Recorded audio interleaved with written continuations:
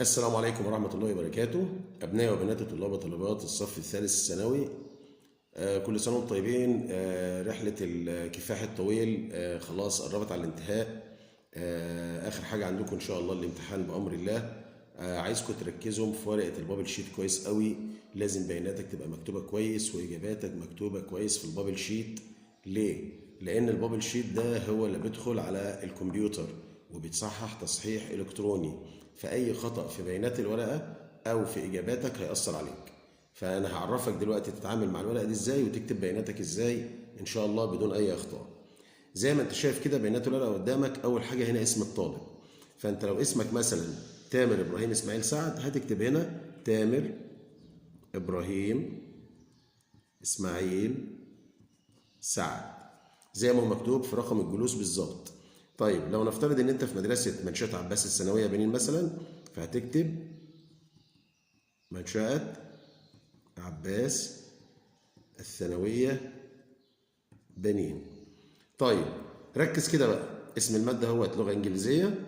النموذج لو انت معاك نموذج ألف أو ب أو ج أو د، النموذج اللي معاك نموذج ألف، يبقى ركز ان انت هتظلل ألف، وهتظلل ألف بالشكل ده اللي انت هتشوفه دلوقتي حالا.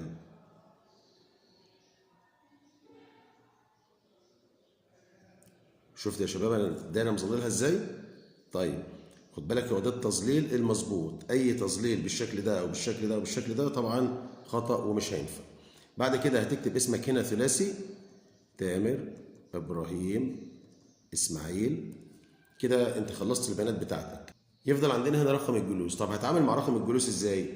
لو نفترض ان انت رقم جلوسك 6 4 3 0 1 5 9 مثلا، الرقم ده مكتوب معاك من على الشمال وانت هتسجله من على الشمال. يعني انا هكتب هنا 6 وهكتبه بالعربي 4 3 0 1 5 9.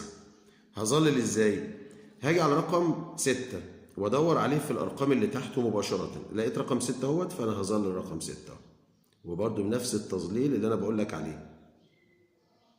كده انا ظللت رقم 6 تمام. بعد كده رقم 4 ادور على رقم 4 تحت رقم 4 واظلله اهوت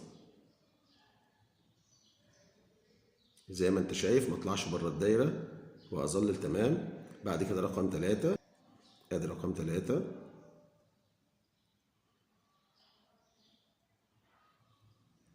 بعد كده الزيرو اهوت الزيرو.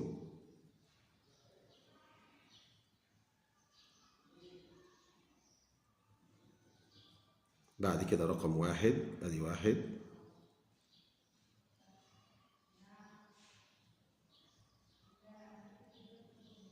بعد كده رقم 5، انزل على رقم 5 واظللها.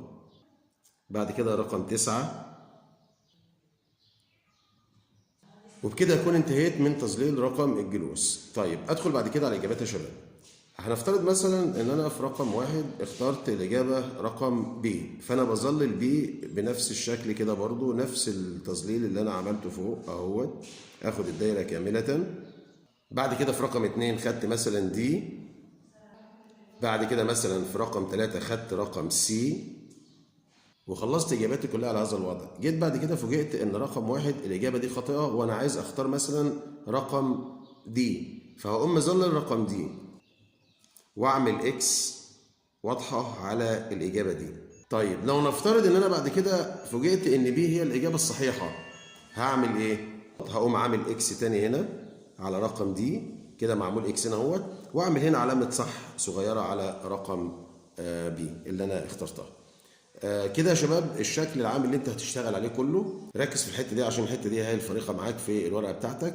ركز في التظليل زي ما قلت لك. الورقه الثانيه دي بقى ورقه الاسئله المقاليه، بيبقى عندك 3 اسئله او على حسب اللي هو جايبه لك، وبتكتب في المساحه المخصصه. خد بالك، يعني انت هنا عندك 3 سطور، فبتكتب في ال3 سطور دول، ما بتزودش. 4 سطور بتكتب في ال4 سطور على حسب السطور اللي هو جايبها لك. نركز يا شباب قوي في ورقه البابل شيت. ربنا يوفقكم يا رب وتحققوا كل اللي بتحلموا بيه. ما تخافوش، سيبوه على الله. انتوا عملتوا اللي عليكم والباقي على ربنا، واللي مكتوب لك هتشوفه. ربنا يوفقكم جميعا. السلام عليكم.